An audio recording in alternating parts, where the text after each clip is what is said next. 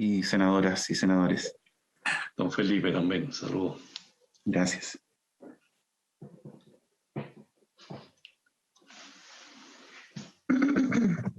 Buenos días. Muy buen día, presidente.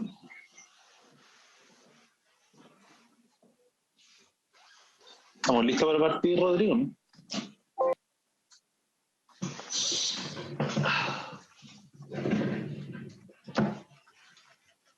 Sí, presidente, ya se está grabando. Ya. En nombre de Dios y de la patria, se abre la sesión. Señor secretario.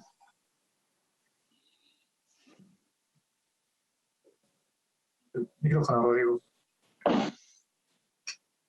Está sin micrófono, secretario. Ya. La cuenta, presidente. Urgencias recibidas. Primero, con discusión inmediata los siguientes proyectos. Proyecto de ley que reforma el sistema de justicia para enfrentar la situación luego del estado de excepción de constitución de catástrofe por calamidad pública. 2. Proyecto que modifica la ley 19.799 sobre documento electrónico, firma electrónica y servicio de certificación de dicha firma y otros textos legales que indica.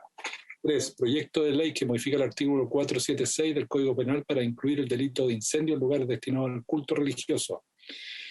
Siguiente proyecto, el proyecto de reforma constitucional que regula el estado de alerta para prevenir daños a infraestructura crítica. El proyecto de ley que modifica la ley 19.968 y 20.066 para incorporar una medida cautelar especial en favor de las víctimas de violencia intrafamiliar y facultar al tribunal en casos calificados a controlar su cumplimiento por medio de monitoreo telemático. Proyectos que tienen urgencia suma. Proyecto de ley que modifica el Código de Procedimiento Civil para incorporar las medidas precautorias de restitución anticipada de inmuebles en juicios de precario y determinación de arrendamiento y de comodato. Proyecto de ley que modifica el Código Procesal Penal con objeto de permitir la utilización de técnicas especiales de investigación en la persecución de conductas que la ley califica como terroristas.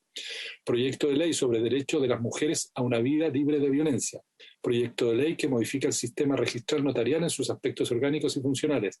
Proyecto de ley que crea el Servicio Nacional de Reinserción Social Juvenil e introduce modificaciones a la ley 20.084 sobre responsabilidad penal de adolescentes y a otras normas que indica. Proyecto de ley que establece la obligación de las personas sin fines de lucro de informar acerca de los aportes que reciban. Y el proyecto de ley que excluye de los beneficios regulados en la ley 19.856 de carácter sexual contra personas menores de edad.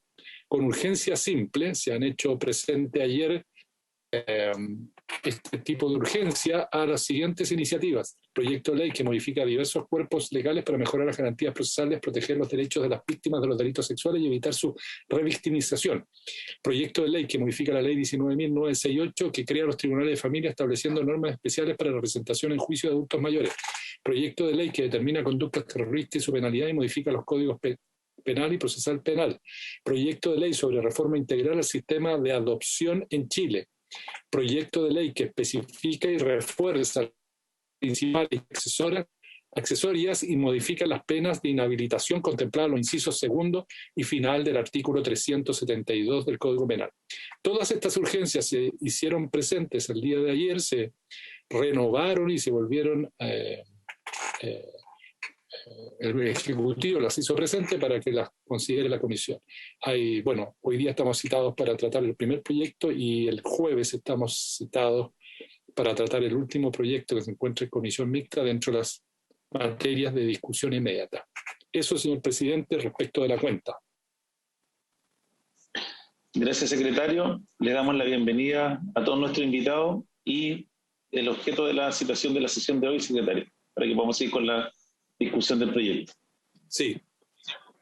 Presidente, señoras y señores senadores, la sesión del día de hoy está convocada para continuar con el estudio en particular del proyecto de ley en primer trámite constitucional que reforma el sistema de justicia para enfrentar la situación luego de estado de excepción constitucional de catástrofe o calamidad pública.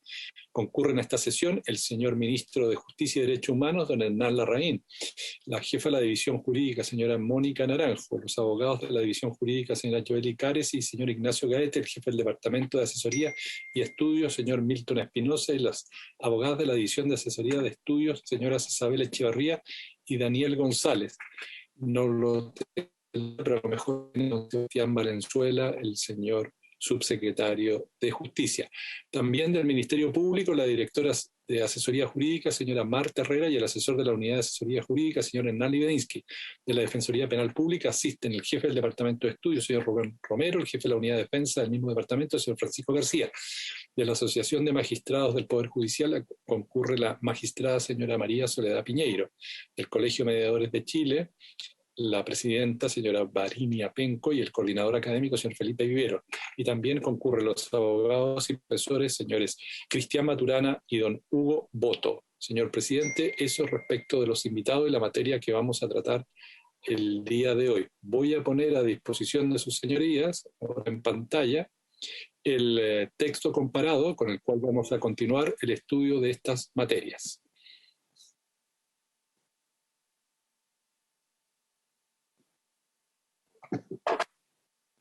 Presidente, no sé si se ve el texto comparado, senadoras y senadores.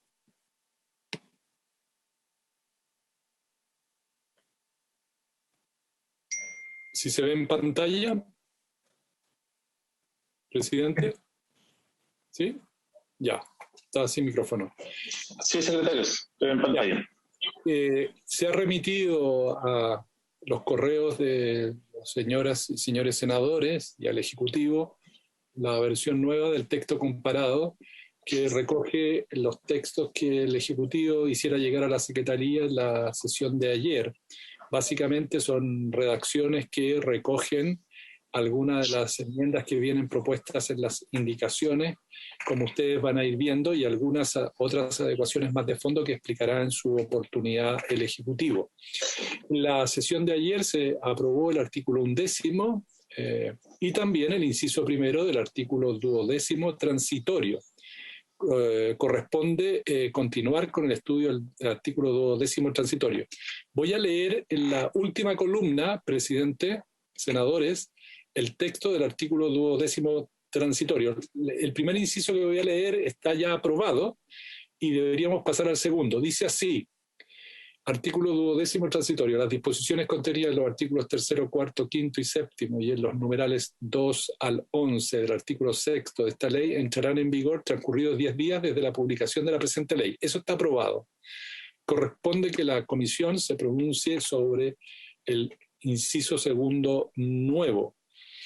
El Ejecutivo propone lo siguiente. Leo la última columna. Sin perjuicio de lo dispuesto en el inciso primero, durante el periodo de un año desde la entrada en vigencia señalada en dicho inciso, las disposiciones contenidas en los numerales 8, 11, 12 del artículo 3º y en los numerales 2 y 4 y 5 del artículo 4, en el numeral 2 del artículo 5, en el numeral 2, 3, 4 del artículo 6 y en el numeral 2 del artículo 9 de esta ley, regirán en los tiempos y territorios en que las disposiciones del artículo 16 transitorio no fueran aplicables de conformidad a la extensión temporal o territorial que conforme dicho artículo disponga la Corte Suprema. Inciso segundo, presidente. Gracias, secretario. ¿El Ejecutivo para explicar esta norma?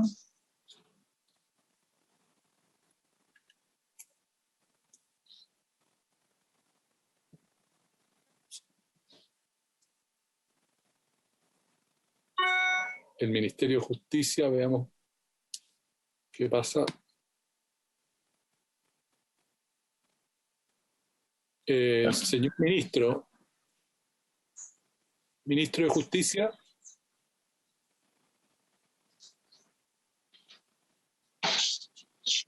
Señor ministro, no lo escuchamos, señor ministro. Ahora sí parece. ¿Ahora sí? Sí, ahora sí. Están con audio. Me disculpa, estaba hablando al aire entonces. Pero bueno, vuelvo a saludarlo, presidente, ya que la primera vez no lo recibió usted, ni tampoco los integrantes de la comisión, ni de la secretaría. Nos referimos, si le parece, a esta solicitud y quisiera pedirle, le ofreceré la palabra para esos efectos, para explicar esta parte del artículo 10º transitorio a Mónica Naranjo. Tiene la palabra doña Mónica. Muchas gracias, presidente. Tal como comentábamos ayer, este artículo 12º se refiere a la vigencia de las normas civiles de familia laboral, lo que está contenido en la ley de tribunal, la ley de tramitación electrónica y juzgado de policía local. Ayer, en el fondo, lo que se aprobó fue precisamente la vigencia general de todas estas normas, señalándose que van a entrar en vigencia 10 días después de transcurrir desde la publicación de la presente ley. Esa es como la regla general y mira la gran mayoría de las normas que ya han sido aprobadas por esta comisión. Y esta segunda inciso, en el fondo, se refiere más bien a una contracepción que está directamente vinculada con un artículo que veremos más adelante, que es el artículo 16º transitorio. Tengo que hacer mención a este artículo precisamente porque estas normas, esta contracepción, se fundamenta en lo que está regulado en ese artículo 16º. Parto explicando primero el 16º para después referirme a este artículo. El 16º transitorio, precisamente lo que establece es este régimen, tal como dice su nombre, régimen transitorio durante el periodo de un año de la publicación de la ley, respecto al fondo cómo van a operar, cómo va a funcionar todos estos tribunales que de alguna forma vamos a enmarcar en el concepto de tribunales civiles y dentro de los cuales incorporo laboral, familia, etc. Entonces, en el fondo, se establece en el artículo 16º transitorio que la regla general va a ser el funcionamiento en forma remota, tanto del tribunal como de las partes, de forma tal, obviamente, de garantizar, obviamente, la seguridad de las personas, las condiciones sanitarias en las que nos encontramos. Eso es lo que plantea el artículo 16º, pero con la salvedad de que se plantea que, y precisamente buscamos hacer una norma especialmente flexible, señalando que es la Corte Suprema quien finalmente va a ver cómo rige este régimen de transitoriedad absoluta, de acuerdo a los territorios jurisdiccionales y de acuerdo a cierta temporalidad. ¿Qué es lo que se busca con eso 16º? Que, por ejemplo, si efectivamente las condiciones sanitarias mejoran, por ejemplo, voy a inventar, en la región de fondo Arica y Parinacota, por ejemplo, Arica y Parinacota podría establecerse un régimen que fuera de semipresencialidad y no necesariamente toda la audiencia en forma remota, pero en el resto del país seguiría rigiendo en pleno sentido este artículo 16º, en el sentido de que fuese todo en forma remota. ¿Por qué hago esta salvedad? Porque precisamente lo que está diciendo este inciso segundo, el 12º, es que en todos aquellos lugares en que no rija a plenitud el artículo 16º, que como he dicho, establece el funcionamiento remoto en forma completa o prácticamente completa, van a regir las disposiciones que están contenidas en este inciso segundo del artículo 12º. ¿Y qué es lo que regula esta cantidad de fondos numerales que en fondo se pueden apreciar ahí en este inciso segundo? Bueno, precisamente estos numerales dicen relación con la regulación de las audiencias remotas en cada una de las sedes que mencioné con anterioridad. Es decir, para ser bien concreto, en los numerales 8, 11 y 12 del artículo 3º se refiere en fondo todo el funcionamiento remoto en materia de Código de Procedimiento Civil. El numeral 2 del artículo 4 se refiere a la Ley de Tribunales de Familia, al igual que el numeral 5. Ahí en fondo es una salvedad a la Secretaría porque quedó como 2, 4 y 5, pero la verdad es que el 4 nosotros lo habíamos borrado. Eso, solamente el numeral 2 y 5. El 4 efectivamente ya no corre porque es una norma que el Ejecutivo retiró, que hacía relación en fondo con las acciones de filiación, que estábamos buscando en fondo una simplicidad, eliminando en fondo las audiencias, pero que finalmente fue retirado por el Ejecutivo. Luego tenemos el artículo 5, que se refiere al Código del Trabajo, y por lo tanto el artículo 5, numeral 2, se refiere precisamente a la regulación de la audiencia remota en sede laboral. Y el artículo 2, 3, 4 y 5 se refiere precisamente a las modificaciones también que se introdujeron al Código Orgánico, y el artículo 9 son el caso de las audiencias en juzgado de policía local. Entonces, cuando un poco para cerrar como lo que significa este inciso segundo del artículo 12º, es que específicamente está diciendo, en los casos obviamente contemplados aquí en que se regulan las audiencias remotas, estas audiencias remotas obviamente van a regir, la regulación de sus normas van a regir en aquellos lugares en que no se aplique el 16º transitorio, que debe ser la regla general durante este periodo de pandemia. Gracias, presidente. Gracias, Mónica. Ofrezco la palabra si algún senador o señora senadora quiere hacer alguna consulta.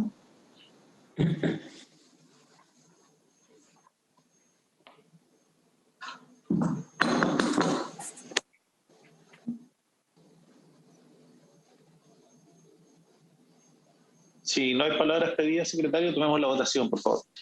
Muy bien. Se pone en votación el inciso segundo del artículo... El ministro está pidiendo la palabra, presidente.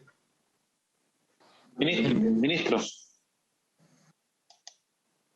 haciendo una seña interna. Perdón, gracias. Ya, Entonces, seguimos con la votación. ya. Senadora Bensperger. Senadora Bensperger. Paso. Senador Durresti. A favor, perdón, a favor. A favor, senador Bensperger. Senador Durresti. A favor. A favor. Senador Galilea. A favor. Galilea, a favor, el senador Galilea. Senador Huanchumilla. Voy a hacer un acto de fe. Voto a favor. Ya. Vota a favor. Senador Araya.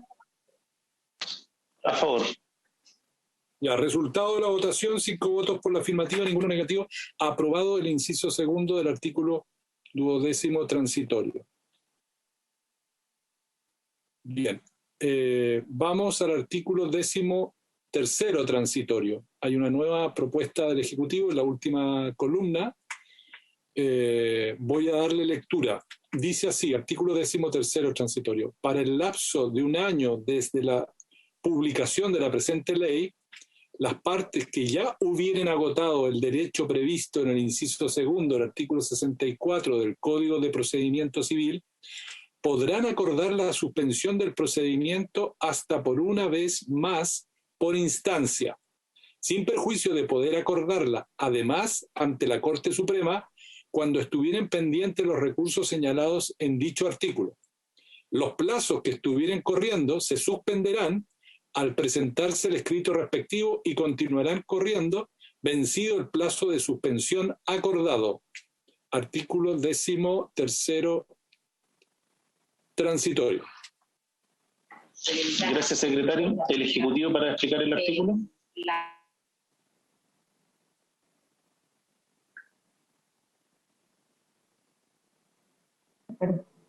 ¿Nos oye? Sí. ¿Presidente? ¿Sí? Sí, están con audio, ministro. Estamos aquí con un problema interno, por eso esta situación. Le pido, si le parece, que Mónica Naranjo pueda explicar Un repositorio, ¿no? Mónica. Señor presidente, efectivamente este artículo 13º lo que busca es generar mayor flexibilidad frente al atosamiento que sabemos que se va a generar una vez que se reactive el funcionamiento del sistema de justicia, y por lo tanto una de las herramientas que también se planteó en la mesa de trabajo que hicimos fue generar la posibilidad que las partes tuvieran de suspender por una vez más, de mutuo acuerdo, el procedimiento. Y básicamente eso es lo que hace. En el fondo hoy día existe 2 posibilidades en el fondo en total dentro del proceso, y se está agregando una tercera posibilidad de suspender de mutuo acuerdo con un plazo máximo que se mantiene en el artículo 64 de 90 días. Gracias, Mónica. Ofrezco la palabra si algún señor senador o señora senadora quiere hacer una consulta.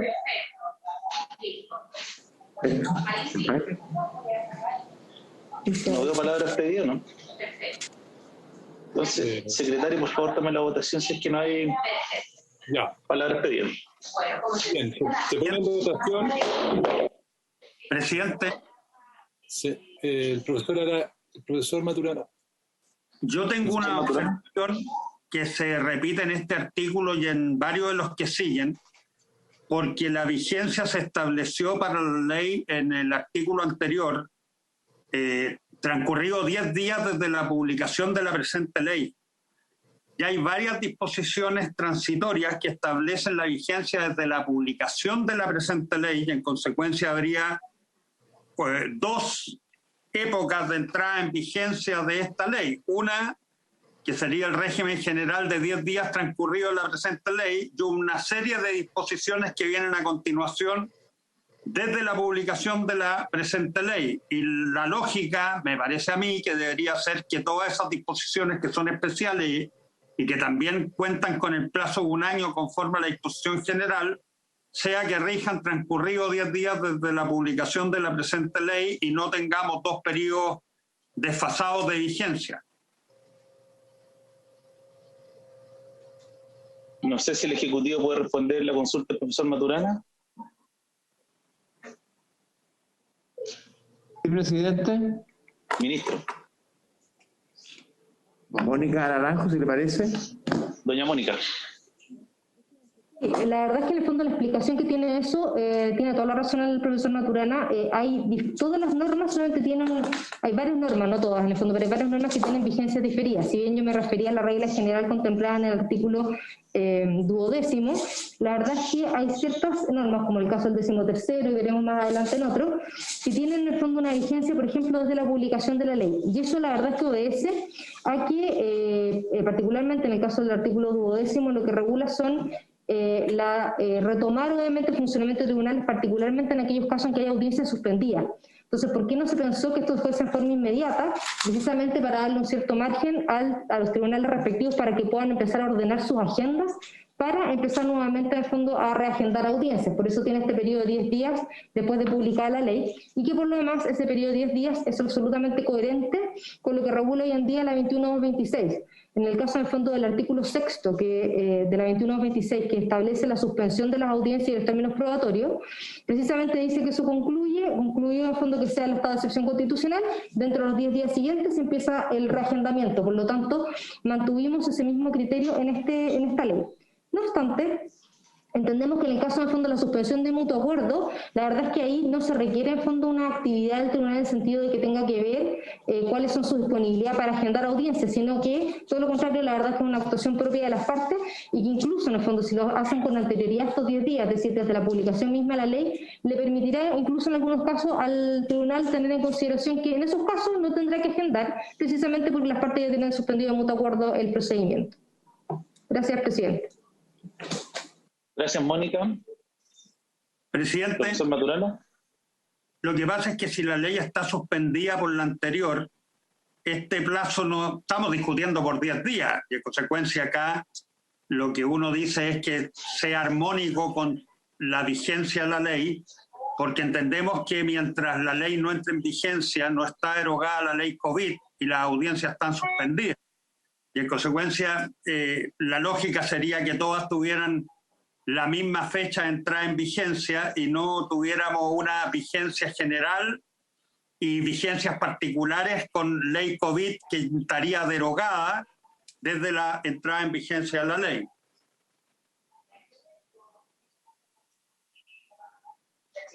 No sé si el Ejecutivo quiere agregar un comentario adicional.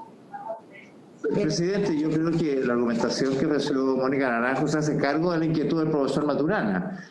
Efectivamente, esta ley va a derogar la ley 21.226 y por lo tanto va a entrar a regir de inmediato. Una vez que entre a regir, hay algunas materias, como las que se han señalado, aquellas que requieren de reagendar por parte del tribunal, que requieren de un espacio de tiempo, se ha definido esto en 10 días, para poder ordenar ese reagendamiento por parte del tribunal. Hay otras que no lo requieren, por eso que el plazo de la mayoría de las normas entran a regir desde la publicación de la ley, pero hay algunas, cuando se trata de esas, que se disponen 10 días. Durante esos 10 días no va a haber vigencia de la ley en ese aspecto y por lo tanto se mantiene suspendida la aplicación como si la anterior ley estuviera vigente. Pero para los efectos prácticos se entiende la lógica de una decisión y de la otra. Creemos que está bastante justificada esta diferenciación de plazos de vigencia. Gracias, ministro. Si no hay consulta de los senadores o senadoras, secretario, tomamos la votación, por favor. Bien, presidente. Se pone en votación el artículo 13º transitorio. Senador Ebensperger. A favor. Senador Durresti. A favor. Senador Galilea. A favor. Senador Buenchumilla. A favor. Senador Araya. A favor. Resultado de la votación, presidente: 5 votos por la afirmativa, ninguno negativo. Aprobado el artículo 13º transitorio. Artículo 14º transitorio. Leo en la última columna la adecuación que propone el Ejecutivo. Dice lo siguiente: por el lapso de un año desde la publicación de la presente ley, las minutas a que hace referencia el artículo 682 del Código de Procedimiento Civil deberán presentarse por escrito. ¿El Ejecutivo para una explicación? Mónica, ¿qué te parece? Doña Mónica. Gracias, presidente. El artículo 14, la verdad es que también con la misma lógica de tratar de simplificar, obviamente, y de disminuir la cantidad de la presencialidad en tribunales, lo que hace es una cuestión que en verdad ocurre bastante de hecho, que es que los juicios sumarios, en los cuales hoy día existe la obligación de contestar en forma oral en una respectiva audiencia que se cita al efecto, se puede hacer en una contestación acompañando minutas escritas. La verdad es que ocurre bastante. Generalmente, en el fondo, el abogado comparece a la audiencia y termina acompañando su contestación por escrito. Y lo que se está haciendo, de fondo, es dándole la relevancia de esa contestación por escrito en la misma ley, precisamente para evitar la presencialidad.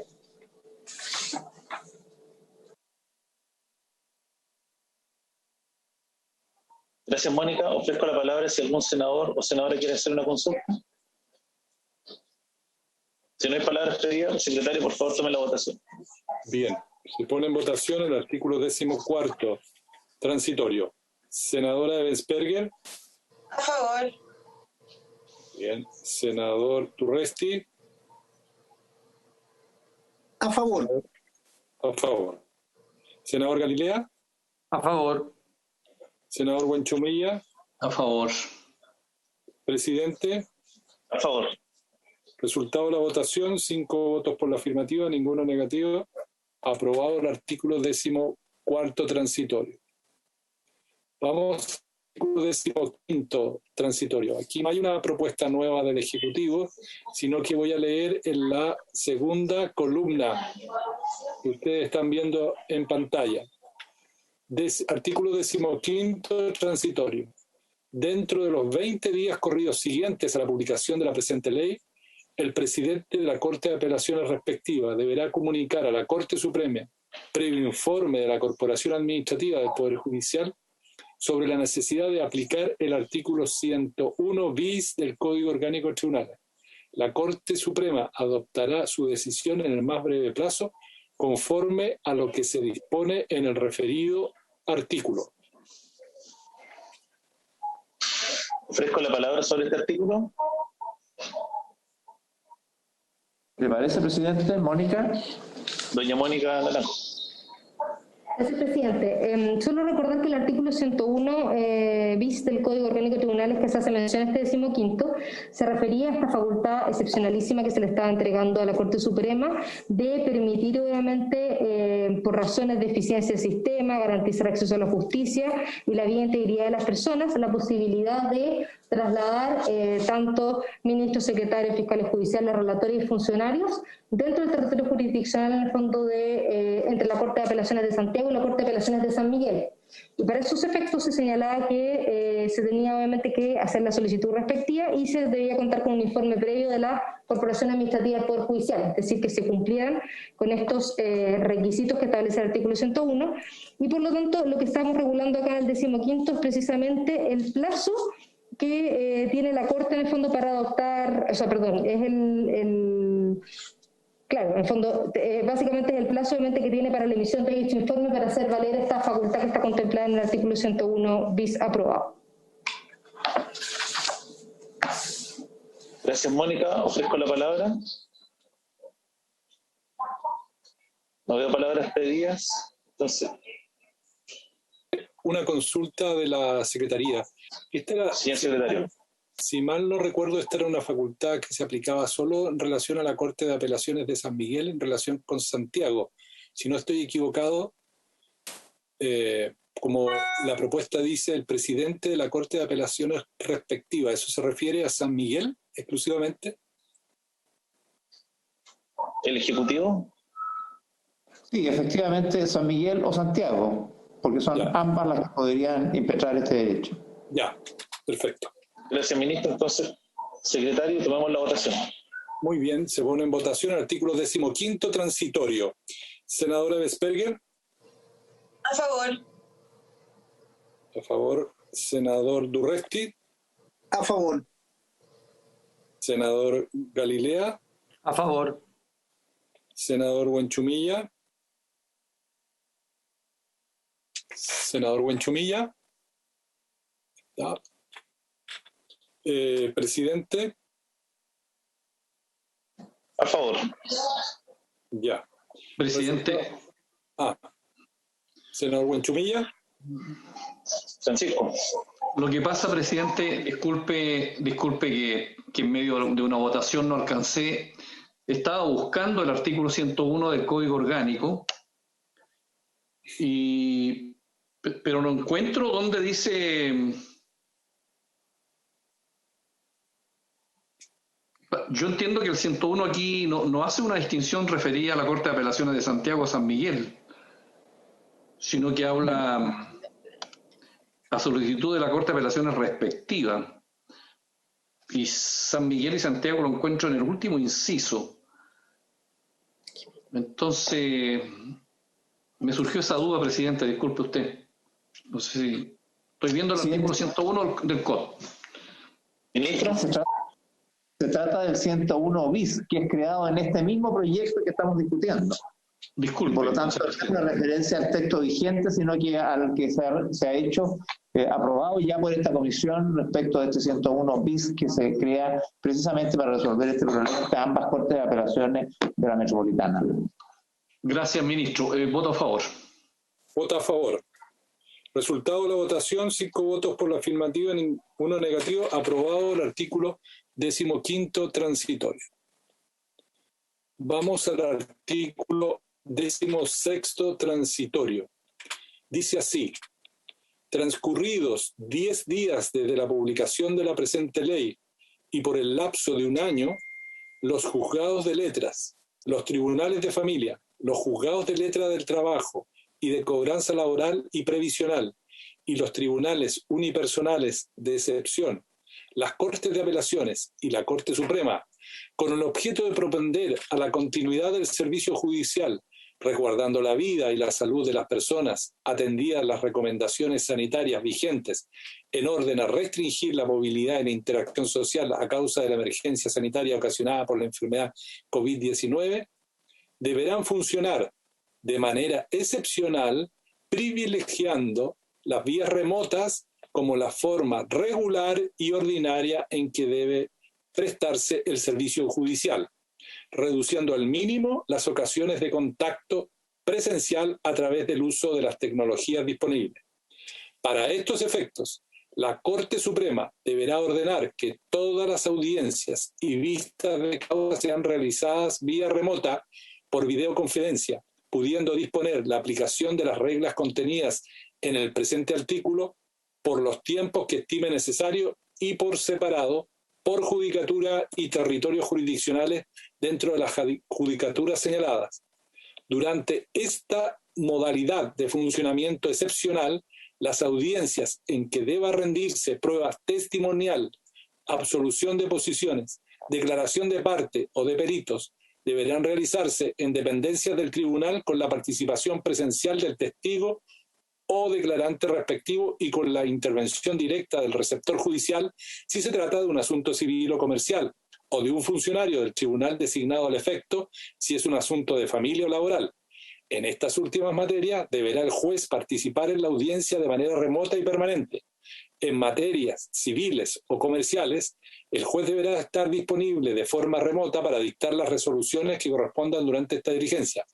El tribunal dispondrá de un lugar adecuado para el desarrollo de esta diligencia conforme a las instrucciones sanitarias dispuestas por la autoridad, debiendo resguardar el debido cumplimiento de lo dispuesto en el artículo 364 del Código de Procedimiento Civil. A su vez, podrán las partes de común acuerdo solicitar que la prueba individualizada en el inciso anterior se rinda de manera remota, estando el testigo en el despacho del receptor. En ese caso, se procederá en lo pertinente de conformidad a lo dispuesto en el inciso anterior, debiendo el ministro de Fe resguardar el debido cumplimiento de lo establecido en el artículo 364 del Código de Procedimiento Civil. Para efectos de recibir esta prueba, las partes deberán señalar hasta las 12 horas del día anterior a la realización de la audiencia o vista de la causa una forma expedita de contacto, tal como el número de teléfono o correo electrónico, a efecto de que el tribunal coordine con ella los aspectos logísticos necesarios para recibir las declaraciones y adoptar salvaguardas necesarias a que se refiere el inciso primero. Si la parte interesada en la rendición de una prueba no ofreciere oportunamente una forma expedita de contacto, no fuere posible contactarlo a través de los medios ofrecidos, tras 3 intentos, de lo cual se deberá dejar constancia, se entenderá que ésta ha renunciado a la prueba o, en su caso, que no ha comparecido a la audiencia. De asuntos civiles y comerciales, los juzgados de letra, las cortes de apelaciones o un ministro de esta, en las materias de sus respectivas competencias a efectos de recibir la prueba testimonial y de absolución de posiciones, deberá proceder de conformidad a las siguientes reglas. 2 puntos. Letra A. Las audiencias serán respaldadas por el receptor judicial por medio de audio o video, cuya copia deberá entregar al término de la audiencia al tribunal de las partes. El receptor judicial levantará y suscribirá un acta en la que se dejará constancia del día y hora de la realización de la audiencia, del juramento de los testigos o absolvente, de ser procedente, y de las partes que hubieran asistido. B. El contenido de la declaración será transcrito por la parte que hubiere solicitado la prueba, quien deberá presentar al tribunal a través de una tramitación electrónica del Poder Judicial dentro del 10º día, bajo apercibimiento de tenérsele por desistida de la prueba. Podrá la otra parte objetar dicha transcripción dentro de 5º día contado de la notificación de la resolución que tiene por presentada, indicando de manera específica aquello que impugna. De la objeción se dará traslado y se fallará con el solo mérito del respaldo del audio o video entregado por el receptor judicial al tribunal, debiendo éste resolverlo inmediatamente sin que pueda reservarse su resolución para sentencia definitiva.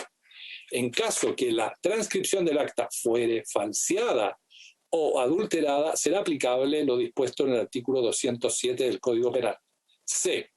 En los procedimientos judiciales en los que, por razones de agendamiento del tribunal, no pudiera rendirse la prueba testimonial o de absolución de posiciones oportunamente ofrecida dentro del término probatorio o de la audiencia respectiva, quedará el tribunal facultado para abrir un término especial de prueba solo para efectos de su rendición, debiendo para ello fijar un día y hora, oyendo previamente las partes. El día fijado no podrá ser anterior al 5º día hábil siguiente de aquel en que se dicte la resolución, ni superior al 20º día hábil siguiente a la misma.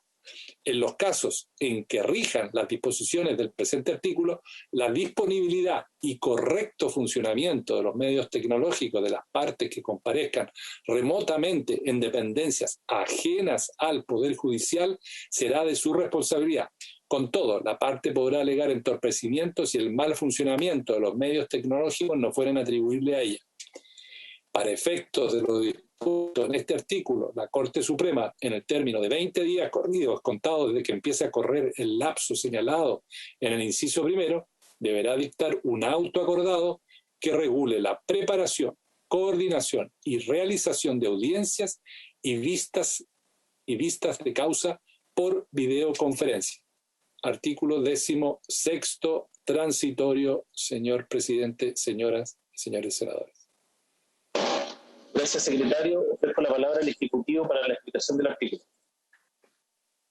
Gracias, presidente. Este es un artículo bastante central para el funcionamiento de esta etapa de transición que se crea para un tiempo que nos permita acomodar y lograr la instalación de estos procesos con algunas medidas de transición que le permiten a la Corte Suprema avanzar. Quisiera pedirle, le pueda autorizar a Mónica Naranjo pueda explicar este conjunto de medidas que están incorporadas en esta disposición 16ª transitoria. Doña Mónica. Gracias, presidente.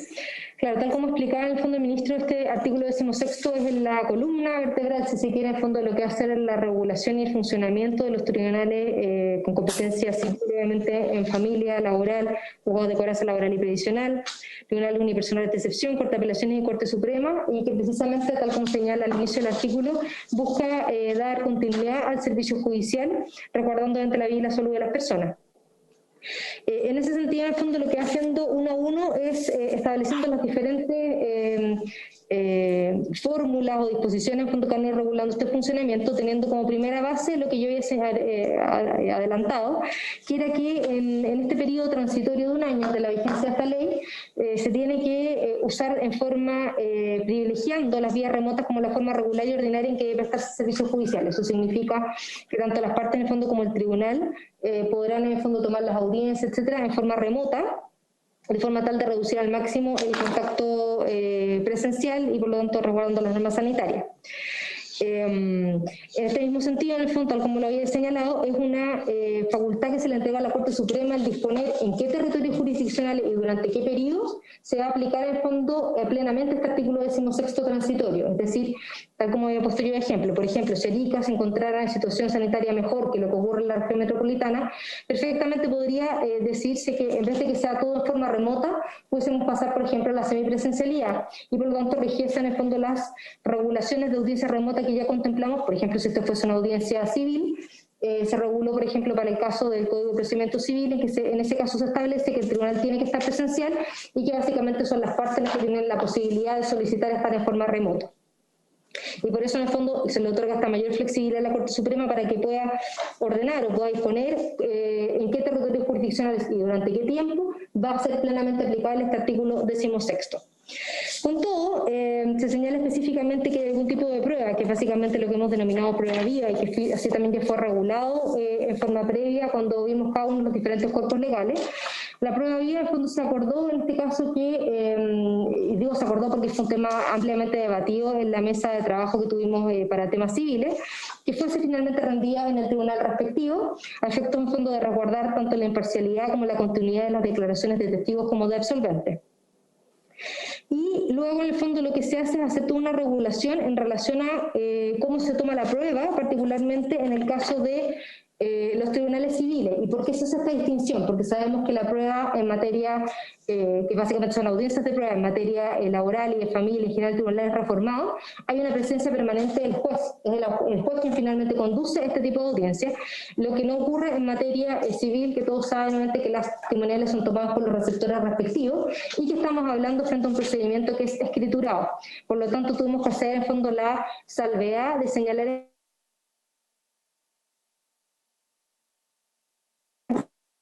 porque entendamos que esto sigue siendo un proceso escriturado. Uno de los temas que tuvimos a la vista cuando se partió con este proyecto era precisamente no generar reformas estructurales. Por lo tanto, ahí no tenemos cómo meternos en un proceso que, escrito hoy día, tiene que mantenerse de forma escrita, y de todas formas, para tratar de acelerar obviamente estas pruebas de testimoniales, que generalmente son pruebas extensas en materia civil, lo que se hace finalmente es que se toma un resguardo mediante un respaldo en audio, puede ser audio o video, pero tiene que estar la transcripción respectiva para incorporarlo al mismo expediente, y ahí es donde se genera todo también un proceso para poder precisamente objetar esa transcripción en el punto particular, obviamente, en el que quiera ser objetado. Y ahí también, en el fondo, aprovechamos de agradecer, obviamente, las sugerencias que nos ha hecho llegar el profesor Hugo Boto, varias de las cuales, en el fondo, particularmente esta, fue tomada también, en el fondo, de una sugerencia del profesor que nos ayudó ahí a mejorar la redacción del articulado. Eso básicamente, presidente. Gracias. Gracias, Mónica. La ministra Piñeiro está viendo la palabra y no sé si alguien más. Yo también, presidente, cortito. Y después el profesor Maturana. Muchas gracias, presidente, por su intermedio, y a usted mismo lo saludo en esta sesión. Tengo dos observaciones que me han hecho llegar, y una tiene que ver precisamente con la transcripción en materia civil. No se advierte la necesidad de encargar esta transcripción a una de las partes, que es la parte que presenta la prueba, en circunstancia que esta es una tarea que está asignada precisamente al ministro de Fe. Esta fórmula vuelve un poco más engorrosa la forma, no solo la forma de tomar la prueba, sino que luego abre una puerta para un incidente en donde el juez va a tener que ser quien deba asumir la tarea prácticamente de ministro de Fe, al tener que revisar el audio o la videograbación de ese medio probatorio a efectos de hacer un cotejo entre esa audiencia y la transcripción hecha por una de las partes. Pareciera que lo lógico sería mantener, sobre todo si en la misma norma se establece que la prueba viva se presenta directamente al receptor, que en este caso es el ministro de Fe. Pareciera entonces más lógico mantener la fórmula que hoy día rige, que es que el ministro de Fe levante acta en ese mismo momento y que las partes revisen esa acta y la puedan firmar. Porque entendemos que esta prueba viva no va a estar rindiéndose a través de una fórmula como la que estamos hoy día, que es vía remota, sino que presencialmente, ya sea en las dependencias del tribunal o de la propia oficina del receptor, como se establece en esta norma.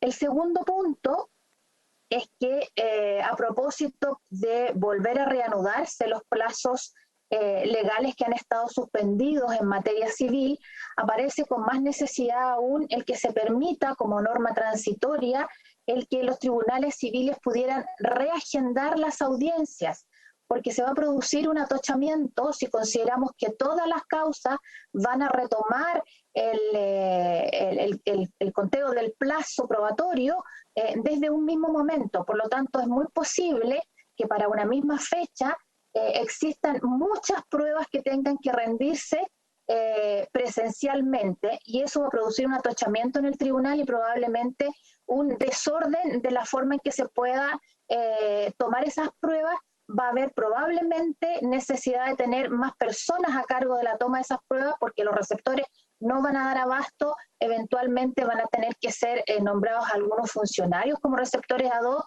Entonces, lo más lógico sería que a propósito de esta reanudación especial, pudieran tener la facultad los tribunales civiles de agendar estas audiencias para la recepción de estas pruebas.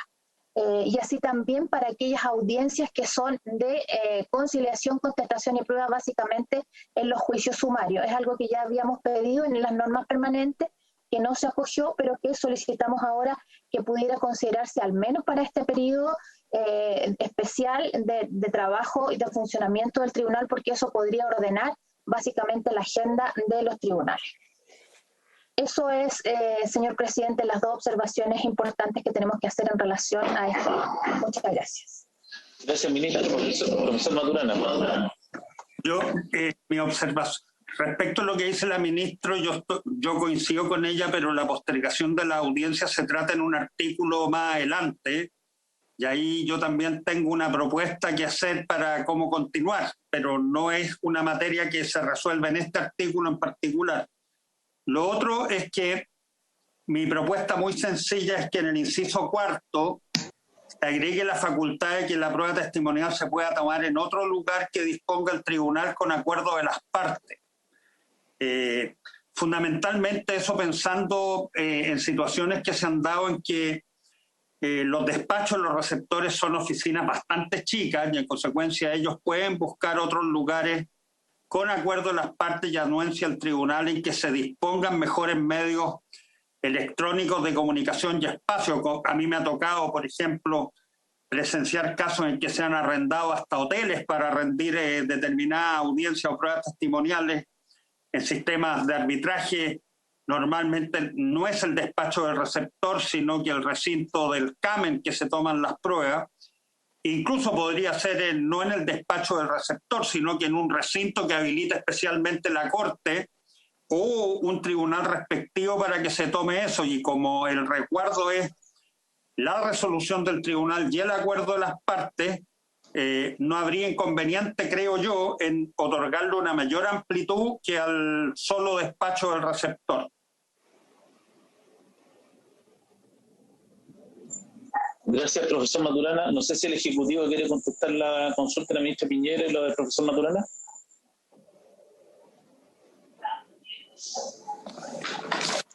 Presidente, sí. Mónica. Gracias. Respecto al fondo de lo que plantea la ministra Piñeiro, respecto al tema de la transcripción, efectivamente, nosotros le estamos dando harta vuelta, pero ocurre lo siguiente, ministro. O sea, presidente. Lo que nosotros en el fondo estamos recordando precisamente es la imparcialidad obviamente de esa declaración, la continuidad de la declaración, y por eso mismo hemos señalado que el mejor lugar, el lugar más adecuado para que se rinda esa prueba testimonial o sea una absolución de posiciones sea en el mismo tribunal.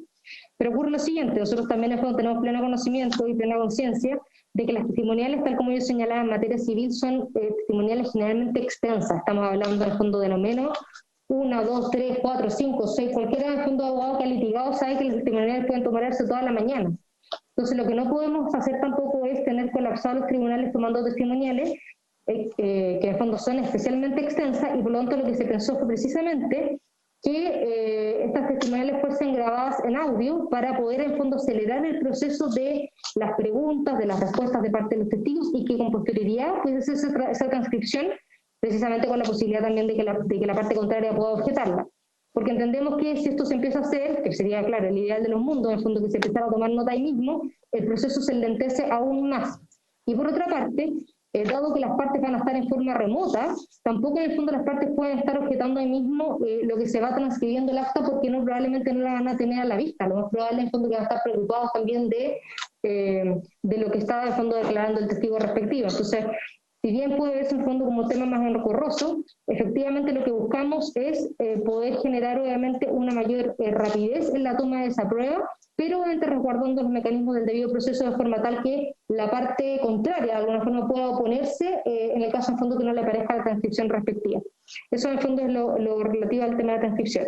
Y respecto al tema del reagendamiento, tal como plantea el profesor Maturana, esto efectivamente no está en este artículo, sino está particularmente en el artículo 20, la posibilidad de reagendar respecto a los tribunales. Pero agrego además que en el evento que reagendándose una audiencia, así todo, por ejemplo, no pudiera prestarse una prueba testimonial dentro del periodo ordinario de prueba, básicamente este artículo 16 también permite la posibilidad de abrir un término especial de prueba, siempre y cuando la prueba haya sido solicitada oportunamente dentro de plazo, pero, por ejemplo, que no pueda rendirse precisamente esta prueba testimonial porque el tribunal está con todas sus dependencias llenas para poder rendir la testimonial y por lo tanto por un tema no imputable a la parte. Bueno, en ese caso, en fondo, el tribunal podrá abrir un término especial de prueba precisamente para que se pueda rendir esa prueba testimonial en el tribunal. Gracias, presidente. Gracias, Mónica. El profesor Hugo Boto. Gracias, presidente. Solamente para complementar lo que acaba de señalar doña Mónica, en el sentido de que la forma de tomar este tipo de prueba actualmente está en uso ya hace bastante tiempo, por ejemplo, ante el Tribunal de Defensa de la Libre Competencia, y también en materia arbitral es extremadamente usado y de manera muy exitosa.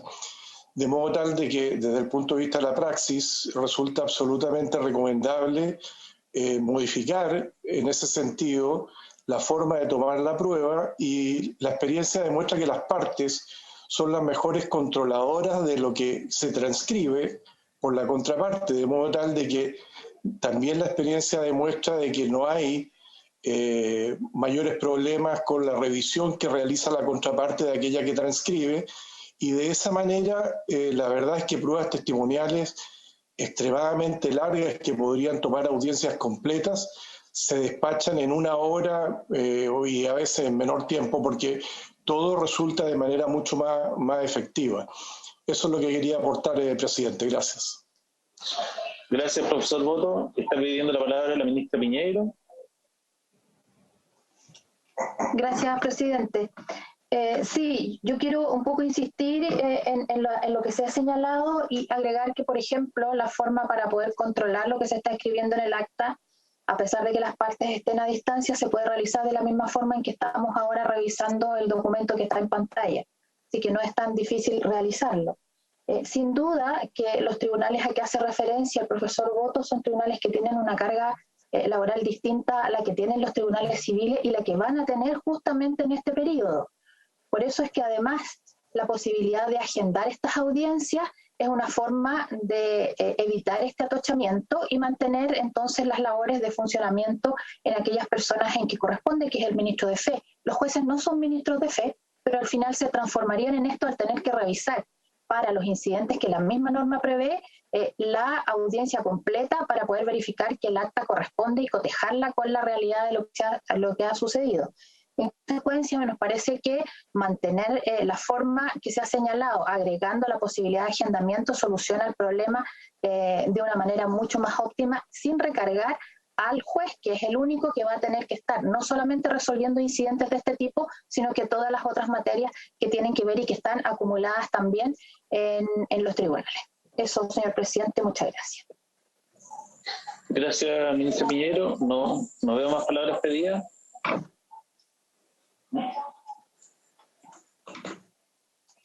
Presidente. Francisco. El profesor Hugo Boto primero parece que quiere. Lo escucho y después pido la palabra. Profesor Boto. Gracias, presidente. Sin ánimo de insistir, solamente señalar que el teórico trabajo que debe realizar el juez en la revisión de una impugnación a la transcripción del acta es bastante específica. No es que tenga que revisar todo el acta, porque obviamente una impugnación tiene que señalar de manera específica acerca de cuál es la discrepancia que se tiene con relación a la transcripción por parte del objetante. De modo tal de que debe señalar, y eso es lo que se hace en la práctica en los juicios que señalé, se debe indicar en qué parte del acta, en qué minuto, y con eso resulta bastante fácil y expedito la revisión. Y la experiencia, por lo menos, demuestra de que son muy pocas las objeciones que se realizan porque las partes se controlan recíprocamente en cuanto a la validez y a la rigurosidad del acta, de la transcripción del acta propiamente tal. Solamente aportar eso, presidente. Gracias. Gracias, profesor Boto. Senador Huenchumilla. Presidente, a mí me hace sentido lo que dice la magistrado Soledad. Porque yo entiendo que la prueba testimonial se rinde frente a un ministro de fe, que es el receptor judicial. Incluso se dice en la norma que será en el despacho del receptor judicial, y esa norma fue, digamos, no sé si objetada, pero fruto de una reflexión del profesor Maturana respecto de las características materiales que normalmente tienen los despachos de los receptores judiciales. Y yo quiero pedirles a la concurrencia aquí que pensemos que los tribunales están distribuidos a lo largo de todo el país. Claro, si uno piensa en los juicios de Santiago y en los casos que hay en Santiago, hay una notable diferencia en los aspectos logísticos, en el cúmulo de ayudantes y de posibilidades que tienen los grandes estudios de abogados, donde probablemente tienen abogados ayudantes, expertos en informática y todo, que van a estar atentos, digamos, al desarrollo probablemente de esas audiencias remotas, pero vía telemática, ¿no?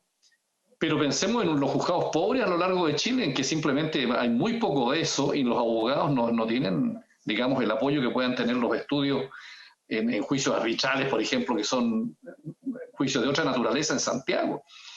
Entonces, yo pensaba una cosa, no sé si estoy equivocado, que si el receptor es ministro de fe, ¿no sería mejor que el receptor hiciera el acta y ésta pudiera ser impugnada por las partes y el juez simplemente resolviera? Porque si el receptor está tomando la prueba de testigo y lo que él tome, bueno, ¿dónde queda su calidad de ministro de fe? Respecto de lo que ahí se dijo en audio y en video. Entonces, la transcripción a lo mejor debería hacerla el ministro de fe y esa transcripción pudiera ser objeto de alguna objeción por las partes y si esas objeciones son precisas y determinadas, el juez simplemente resolvería simplemente la controversia y no le entregaríamos la carga al abogado de una de las partes de estar haciendo la transcripción, puesto que, como digo, la situación material, logística y de apoyo no es lo mismo en ciertos tribunales de las grandes ciudades como los tribunales repartidos a lo largo del país. Entonces, por eso que, no sé, me hace fuerza lo que dice la magistrada.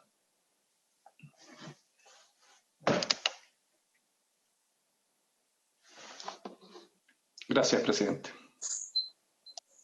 Ofrezco la palabra, ministro Larraín. Tenemos una inquietud respecto de esta última propuesta que ha hecho el senador Huenchumilla.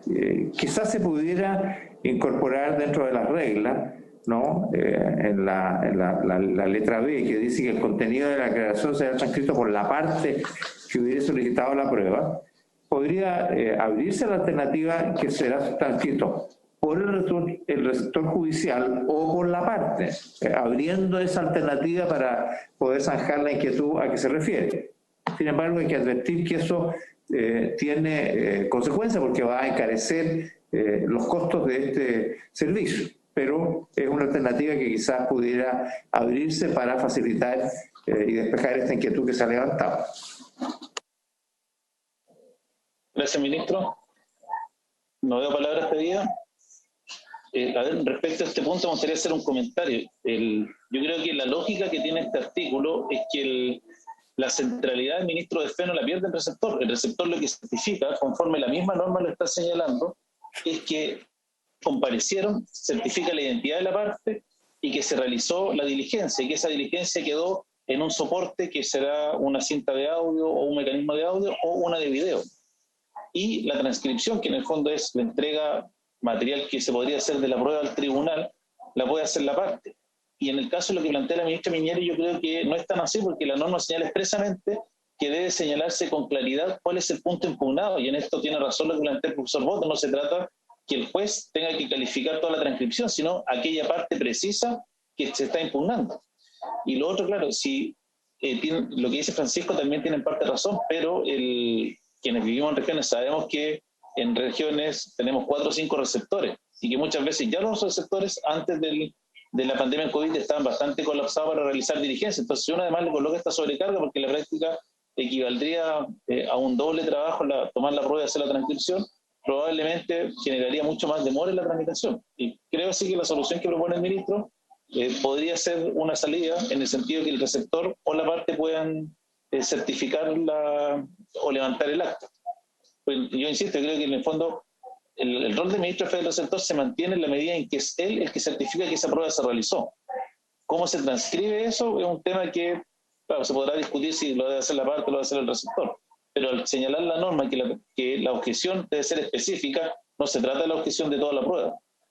Entonces, en eso creo que se acorta bastante respecto a lo que debe resolver el juez, si está bien transcrito o no. Y por lo demás tampoco es, digamos, una diligencia bastante más compleja, sino es la revisión del punto en el audio o en el video de lo que supuestamente estaría mal transcrito. Presidente, ¿Dejo la palabra? ¿El profesor Maturana? Sí. Sobre lo que usted dice, la experiencia en algunos procesos arbitrales que se ha aplicado, el mecanismo de que debe acompañarse la transcripción con posterioridad y no por el ministro de Fe, no ha generado mayores inconvenientes por las razones que indica el profesor Boto, porque nadie podría presentar una transcripción que no estuviera de acuerdo con el audio, y en consecuencia las observaciones son menores.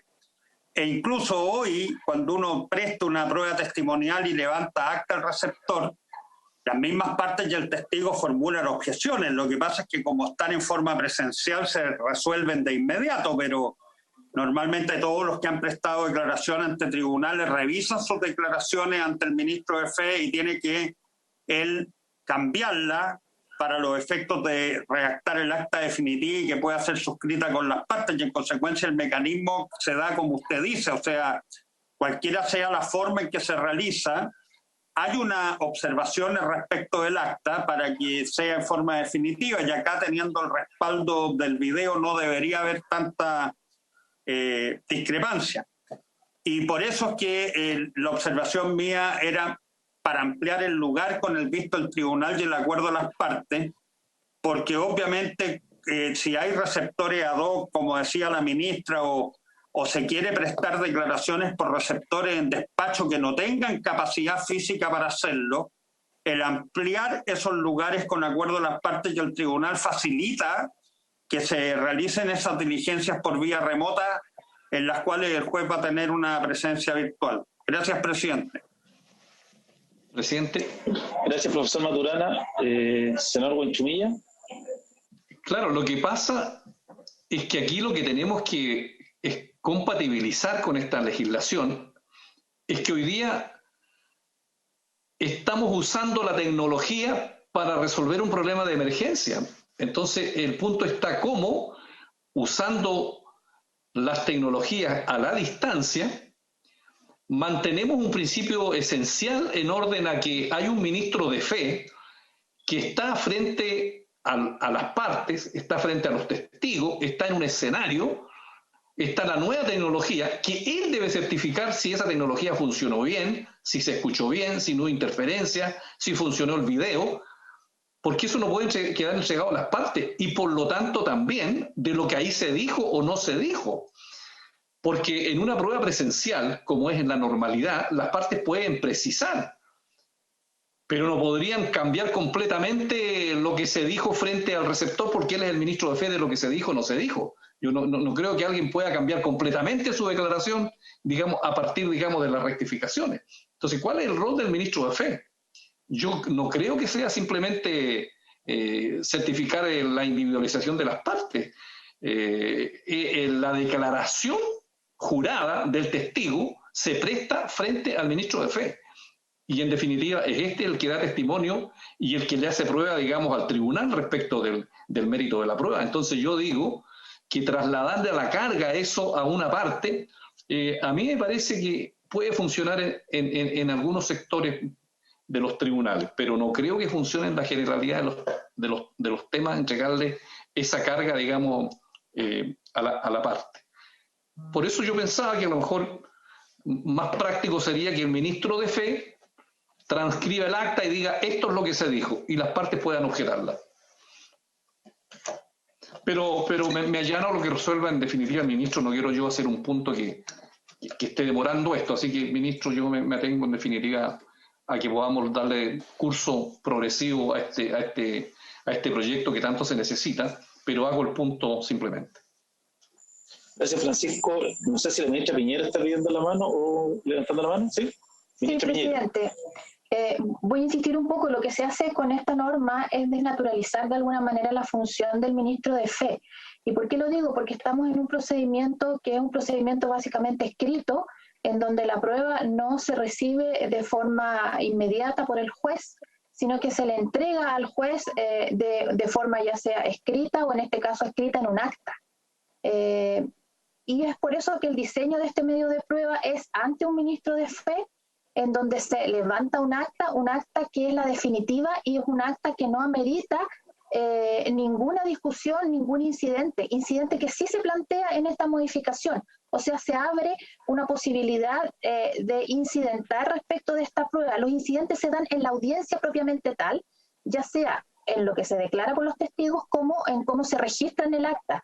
Entonces, de alguna manera, esta norma lo que hace es desnaturalizar esa función del ministro de fe, forma de rendir la prueba y el procedimiento propiamente tal. Y además abre una puerta para incidentes que, como se ha dicho varias veces a lo largo de este proyecto de ley, podría servir para una dilación del procedimiento, porque si bien la parte que objeta pudiera señalar con detalle el minuto en que debe escucharse, pudiera ser una larga lista de minutos que debiera escuchar el juez para que finalmente resuelva. Entonces, lo que debería de hacerse es mantener la fórmula de concentrar en esa audiencia de recepción de pruebas todas las incidencias y que terminen con un acta que es definitiva y que no debería de ser objeto de algún tipo de incidente. Eso, señor presidente, muchas gracias. Gracias, ministro Piñera. El ministro de Justicia. El senador Galileo también ha pedido la palabra, presidente. Sí, me parece que quisiera que Mónica explicara algún punto y yo quisiera hacer después las proposiciones para resolver esta diferencia. Mónica. Presidente. Démosle la palabra primero al senador Galileo y después a Mónica. Rodrigo. Bueno. Sí, quería pedir hablar antes que Mónica para que Mónica después me corrija como es habitual. En este tema, yo creo que hay que plantearse en el modo tecnológico en que se van a hacer las cosas. El tradicional rol del receptor a la hora de tomar declaraciones, etcétera, se justificaba absolutamente porque no había ningún medio de respaldo. Estaba quien tenía que hacer la declaración, el receptor, las partes, etcétera. Se iba tomando nota, o se toma nota, después se chequea, tomar, qué sé yo, se corrige sobre la marcha, y ya, perfecto, queda el documento dado. En este otro caso, el control se da distinto, porque sí existe el respaldo de una grabación. Entonces, tal como decía, creo que era el profesor Boto, sería bastante absurdo que una parte entregara una declaración distinta de lo que declaró, porque es muy fácil chequear si es que está mintiendo, si está alterando, si es que está modificando lo que efectivamente dijo. Por lo tanto, siempre el chequeo está. Y por lo tanto, yo creo que ese solo mecanismo hace que se regule la veracidad de las declaraciones que se están entregando. Ahora, tiene razón la ministra Piñeiro en que acá se puede abrir un espacio de incidentes. Eso es real, porque si alguien hiciera el absurdo de mandar una declaración distinta de lo que dice la grabación, efectivamente se va a crear un incidente sobre el tema. Pero no creo que dé como para decir no, que con esto se va a eternizar o se van a crear artificialmente problemas para alargar un procedimiento. No, porque es algo demasiado fácil de chequear por parte del juez, y porque además la parte que mintiera en algo así realmente estaría cometiendo un error garrafal dentro del procedimiento. Así que yo creo que el solo respaldo de la grabación es un mecanismo que evita que se produzcan mayores problemas en esto. ¿De que podría generarse incidentes? Sí, pero son incidentes de demasiado fácil resolución por parte del juez, por lo que no creo que en definitiva genere demasiados problemas. Entonces, yo creo que situándonos en el procedimiento telemático, con todos los respaldos que existen, a mí me parece que el texto propuesto está bien. Lo otro creo que es seguir un poco en la dinámica y con la mente pensando en lo que son las declaraciones presenciales que no tienen respaldo y que simplemente dependen de lo que se resuelve en ese mismo acto frente al ministro de Fe. Gracias, presidente. Gracias, senador Galilea. Doña Mónica. Gracias, presidente. Nada, en fondo, efectivamente, confirmar lo que señala el senador Galilea, que está absolutamente en el punto. Respecto al fondo de lo que plantea la ministra Piñeiro, efectivamente no se desvirtúa el rol del ministro de Fe, precisamente en el fondo porque frente a cualquier tipo de incidencia que generen las partes, precisamente por el tema de la transcripción, a quién va a recurrir el juez para resolver esa incidencia es al ministro de Fe, y por lo tanto precisamente lo que va a hacer es pedirle un informe respecto a algún punto en que no quede claro, aun cuando existe ese respaldo que señalaba el fondo senador Galilea. Por lo tanto, el rol y la función del ministro de Fe se mantiene incólume. Eso, respecto a la posibilidad de generar incidencias, bueno, la verdad es que en materia civil siempre está la posibilidad precisamente de generar incidencias durante una prueba testimonial, precisamente porque el juez no está presente. Por lo tanto, las incidencias están en este momento, pero también empiezan a generar el fondo con posterioridad, y creemos que a través precisamente de la transcripción, el respaldo en el audio, la posibilidad que el ministro de Fe informe, esta cantidad de fondo de incidencia debiera disminuir considerablemente.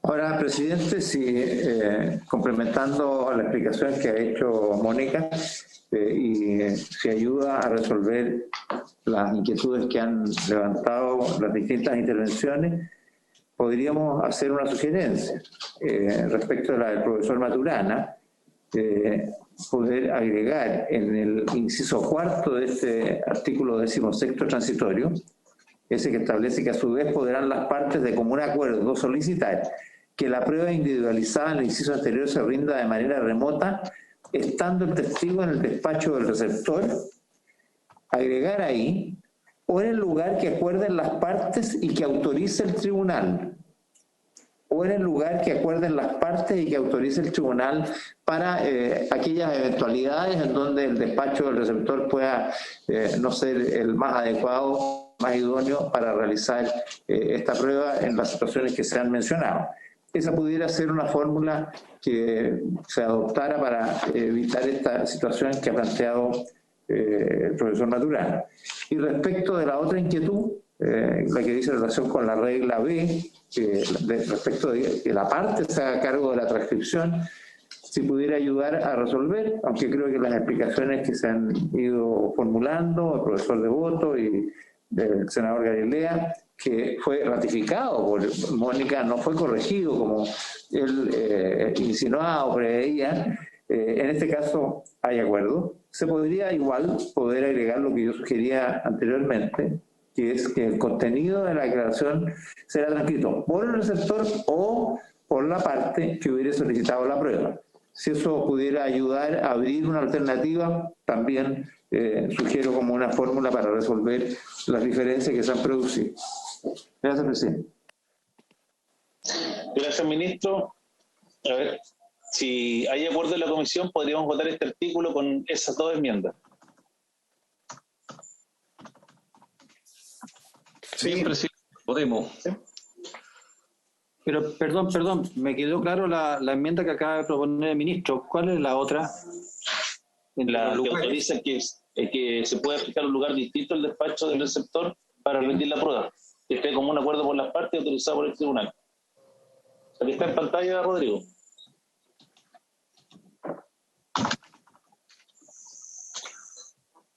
Ya, ok.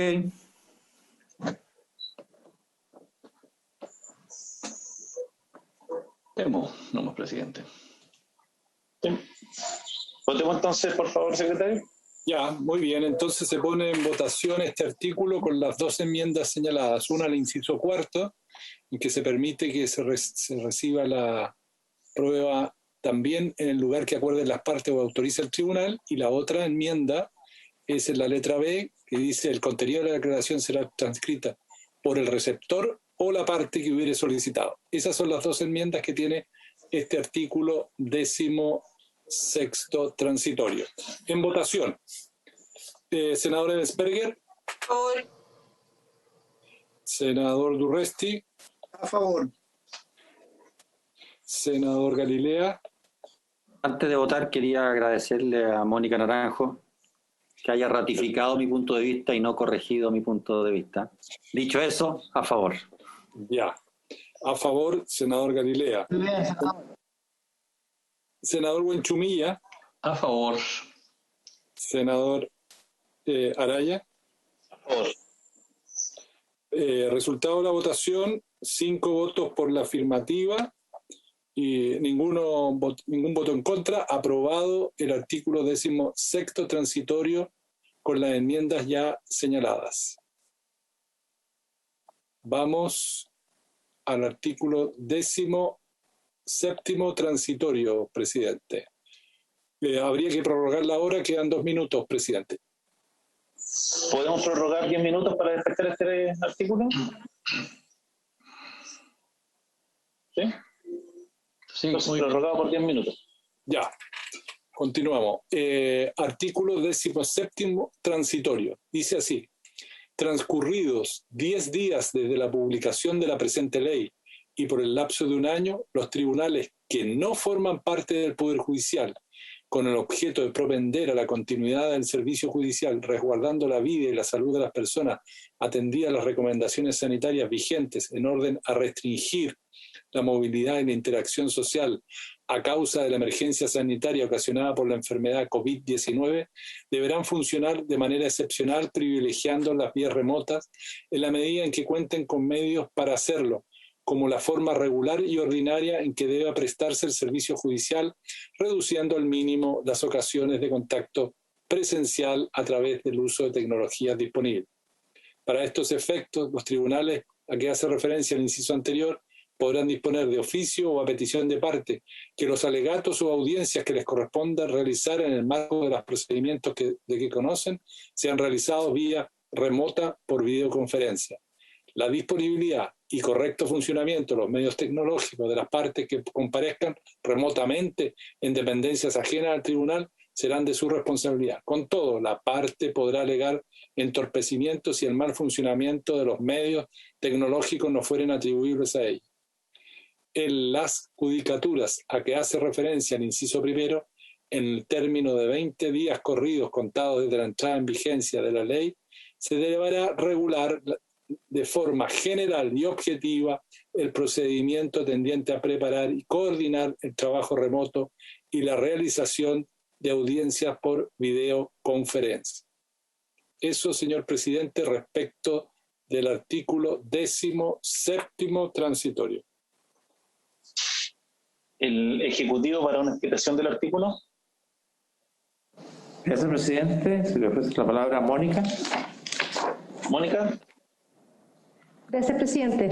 Sí, bueno, esto en el fondo es un poco como con una escala bastante más, con menos detalle, digamos, pero es el equivalente como al 16º, pero respecto a aquellos tribunales que no forman parte del Poder Judicial, y acá se señala específicamente que la posibilidad de llevar a cabo, en el fondo, y privilegiar, por lo tanto, el uso de los mecanismos remotos, va a ser en la medida que cuentan con los medios para poder hacerlo.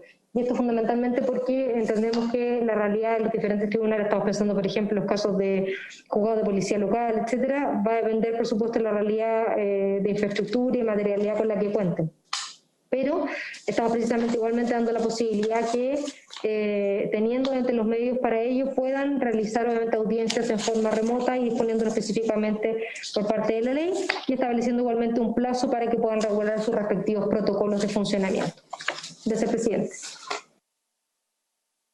Gracias, Mónica. Ofrezco la palabra. Presidente, muy corto. Profesor Maturana.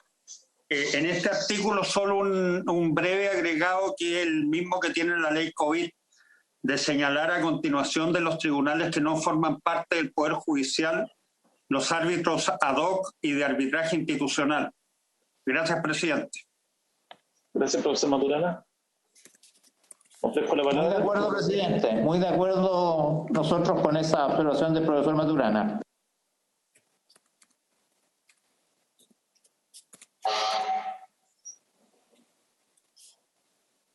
¿Sería así, árbitros ad hoc o árbitros institucionales? ¿Esa es la fórmula? ¿Está sin micrófono, profesor? Los árbitros ad hoc y de arbitraje institucional. Ya.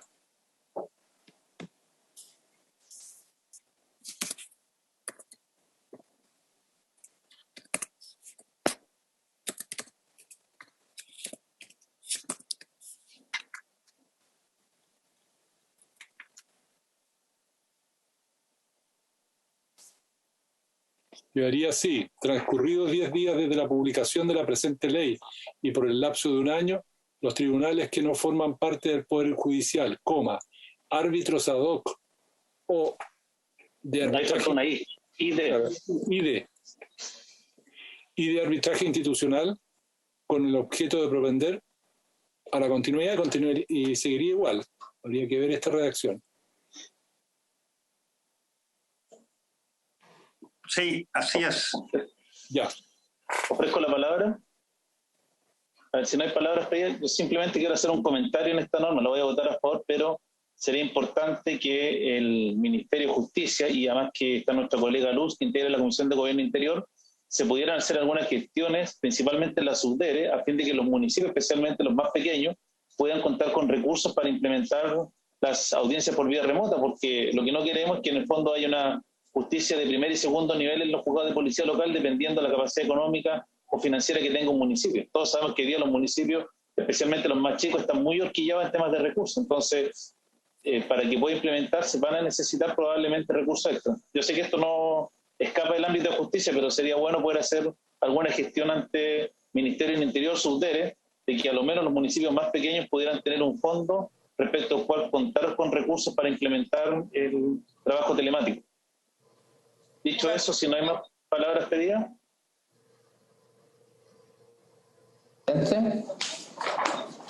Presidente, recogiendo su inquietud, presidente, muy breve. Creo que es una muy buena sugerencia y ayuda a crear conciencia de estas necesidades. Tal vez un oficio que esta misma comisión pudiera dirigir a propósito de este tema a la subdere, que quizás es la instancia más efectiva para hacer ese apoyo a nivel descentralizado en regiones, en tribunales que no tengan los medios para realizar estos trámites por la vía remota por falta de recursos para comprar los equipos tecnológicos necesarios.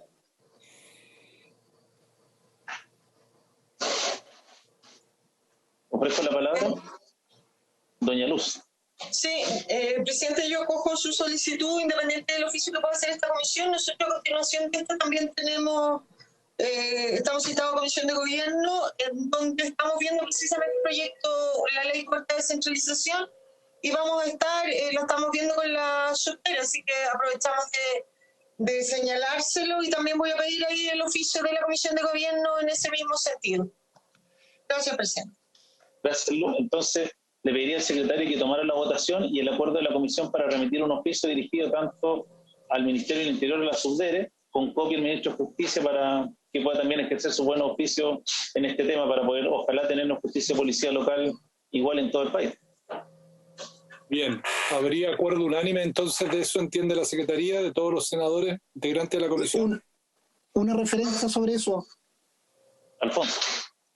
Sí, considerar que en algunos municipios, en varias localidades en Chile, no hay juzgado de policía local. Hay una norma que nunca se ha implementado. Nosotros hace aproximadamente unos 8 años se estableció una norma que cada municipio debiera tener un juzgado de policía local, pero hay muchos que no se han implementado.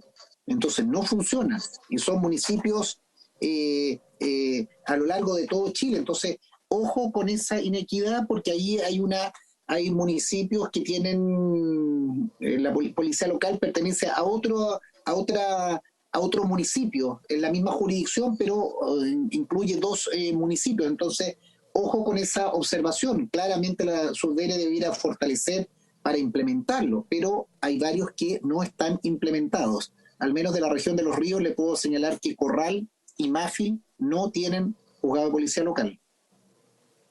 Presidente. Luz. Sí, lo que señala el senador Durresti es efectivo a partir de la dictación en que se autorizaba la creación de los juzgados de policía local en todas las comunas que no lo tenían. Eso es efectivo, no todos están creados, pero sí siguen habiendo muchos municipios pequeños que cuentan con juzgados de policía local y no todos tienen los recursos para poder cumplir con esta normativa. Por lo tanto, los oficios y el pedir los recursos a la subdere para la verificación de que todos aquellos que tengan el juzgado de policía local en funcionamiento puedan tener los recursos para cumplir con las normas establecidas en esta ley, no van a estar de más. Gracias, presidente. Gracias, Luz. Entonces podríamos hacer el oficio en ese doble sentido. Por una parte, que la subdere considere un programa para que los municipios más pequeños puedan acceder a los medios tecnológicos para las audiencias por videoconferencia, y que asimismo los recursos en aquellas localidades que aún no pueden implementar los juegos de policía local por falta de recursos. Y ahí podemos nombrar los que señala el senador Durresti como ejemplo. Entonces, ¿habría acuerdo para el oficio en ese sentido? ¿Unánime entonces, entiende la Secretaría? Unánime el oficio, y entonces tomemos la votación del artículo, por favor, secretario. Ya, se toma a votación del artículo 17º transitorio con la enmienda ya indicada respecto de los árbitros ad hoc y de arbitraje institucional. Senador Ebesberger. A favor. Senador Durresti. A favor. A favor. Senador Galilea. A favor. Senador Buenchumilla. A favor. Presidente. A favor. Resultado de la votación, 5 votos por la afirmativa, ninguno negativo. Aprobado el artículo 17º transitorio, presidente. Gracias, secretario. Agradecemos la participación de todos nuestros invitados y, habiéndose cumplido el objeto de la sesión, se levanta.